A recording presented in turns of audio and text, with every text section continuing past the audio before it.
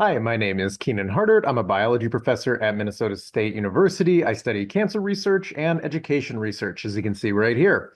So today we have principal components analysis and actually principal component regression, but mostly we'll start with PCA, divert into PCR and not the wet lab kind. And we're going to see how we can interpret mass data.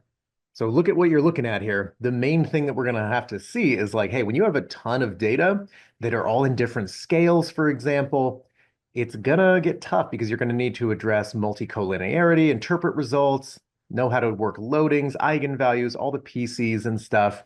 I can't do a full like what is a PCA type of video, but I can definitely show you in Prism what you're looking for, how to utilize it, and how to stay safe while doing so.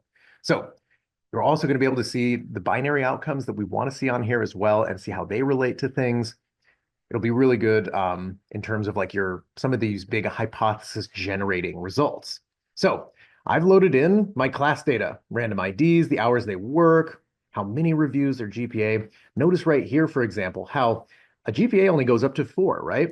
These review numbers are pretty sporadic. Total attendance rates are a lot higher. What's going to happen is a PCA is going to actually make every column of data its own little relative universe. Not quite like a z-score, but it's going to be able to collect those relative pieces and say, based on your relative strength, you're influencing the total data this much. So as we get into things, we've got a lot of stuff rolling on here, plenty of categorical variables. And in the case of anytime you have, so we have exercise days, for example, and sleep hours, I had to make sure that it said, hey, you have to do continuous because there must have been one in here that said like, I don't know, or something in text. It will likely kick those out. So see how in exam 3, this person had a W.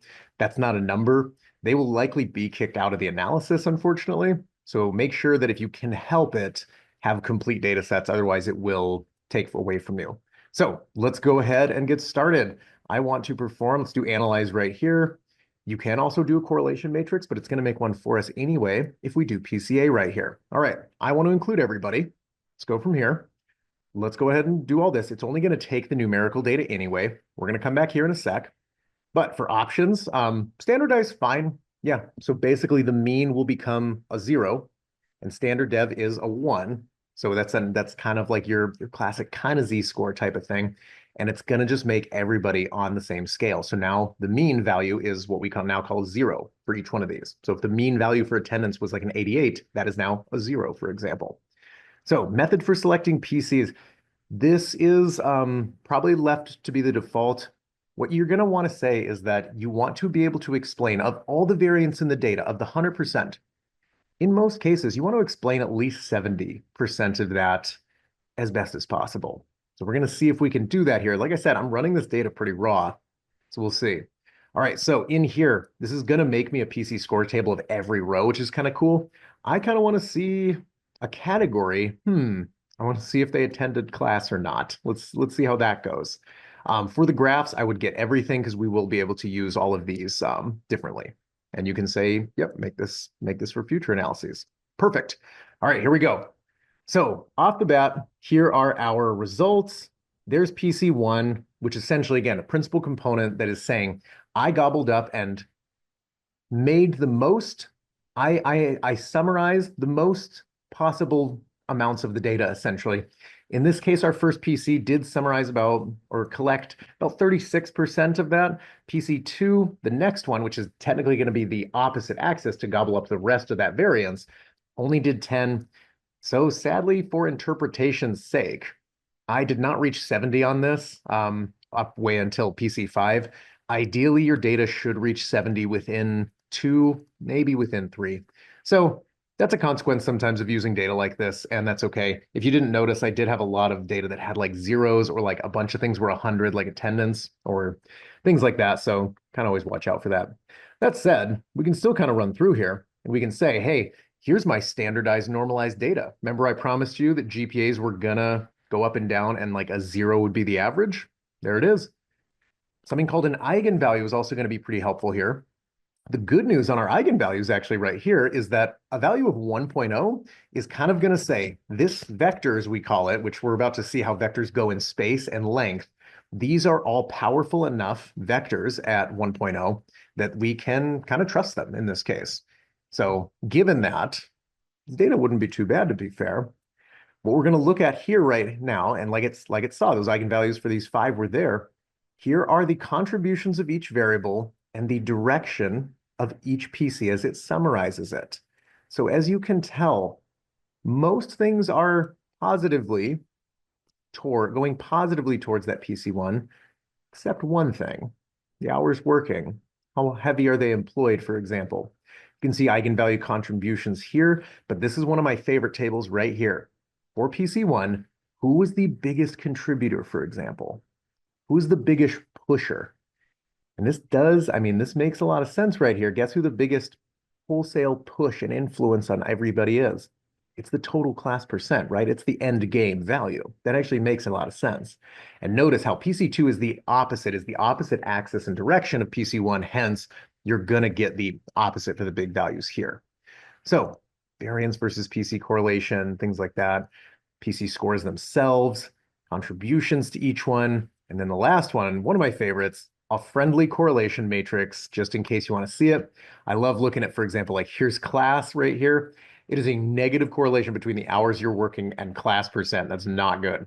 There is a higher correlation between how well you do in class and the number of reviews you go. There is a substantial correlation between your existing GPA and how well you did in class. So we want to get into some more advanced stuff than the correlations, though. So let's keep moving on. All right, loadings, let's go. This loading setup is saying for each of your factors, which way did they push? And what the core thing that you're looking for here is who like kind of goes the opposite direction as the others, right? Look at commute and hours working. They are against exercise and sleep and review hours. All the supplement hours, not good, right? And then look at all these factors in here. If I can zoom in, GPA, attendance, class, the exams, all of them, they all varied in the same direction. It means that this pod right here is kind of its own thing. These two are their own pod, and these three are kind of their own pod. And you can sort of see the directions and the clusters, quote unquote, forming here. I don't know if I can actually add onto this one. If I can do, oh, I can totally do this. I can totally do this. Oh, dang it. Oh, it's not gonna do a confidence ellipse because there's just one group in this case.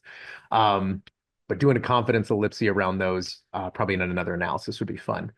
Next, I love looking at this, right? These are everybody's value, and it's still put on that PCA scale right here. So if I go here and I'm like, hey, get rid of these labels for me.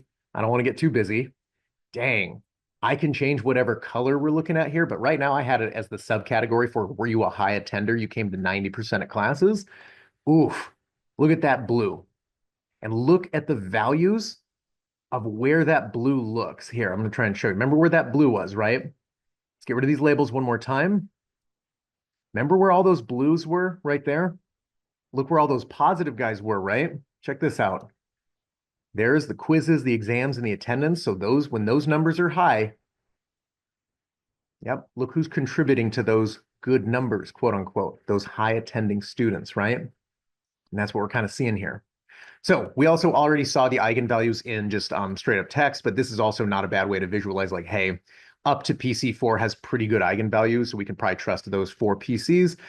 Here is my scree plot where we wanted 70% variance explained. We did not actually reach that even with 4. So these results sadly would be a little more suspect. Not impossible. Like I've seen PCAs with like 45% explained variance before, but ideally you want 70.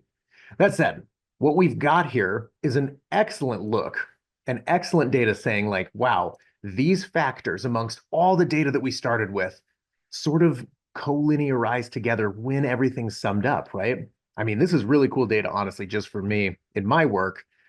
So let's see what else we can expand on. So I'm going to try something new this time. I want to do another PCA, right? Oh, where's my PCA? Come back here. Multiple variables, PCA. I'm going to include everybody again, right? But this time, what you're going to want to do if you want to do a PCR and do a regression on one of these variables, I'm going to unclick class. That is my king dependent variable, right? That is the king of dependent variables. How'd you do in class? I'm going to go right down here once I click that. Class is my option, final class percent. All right, I'm going to keep everything the same. I'm going to do symbol color again. I want to do, I want to see, oh, these are symbol fill color. Yeah, I'll do hours working because these are still linear. These are quantitative data right here, not categories. All right, graphs again. Let's do this. But this time it's PCR. I'm after one thing, kind of like our multi-regression.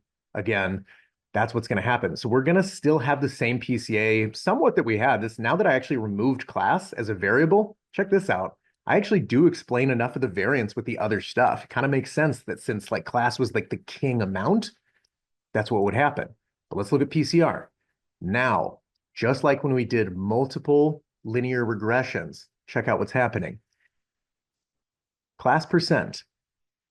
We've got beta values for all of these guys now, and they're all set up for significance. They're set up for 95% confidence intervals. What influence per point of X to Y are we estimating that hours working have, attendance has on your class percent? So, I mean, looking at this, look at that. Hours working is a negative direction, a negative influence. The more hours you work, the worse you're doing in class. The higher your attendance percent, the better you're doing.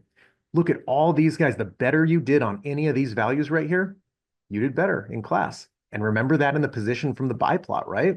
And then if these values got higher, you actually did worse. Oh no, that means that sleep and exercise were negative correlates with class. Oh no, or not correlates, kind of influences. Commute being higher also makes sense as a bad thing for class, right? It would lower that. So we can look at our new plots. Again, we see the same setup here now without the class total influence dragging everybody over here. I see now clusters really forming here, really informative for me that, and again, these are our like full PCAs right here, biplots. Yep, there they are. Nice. So seeing everybody in here, seeing proportionate variance. Yep. Sorry, I'm bouncing around too much.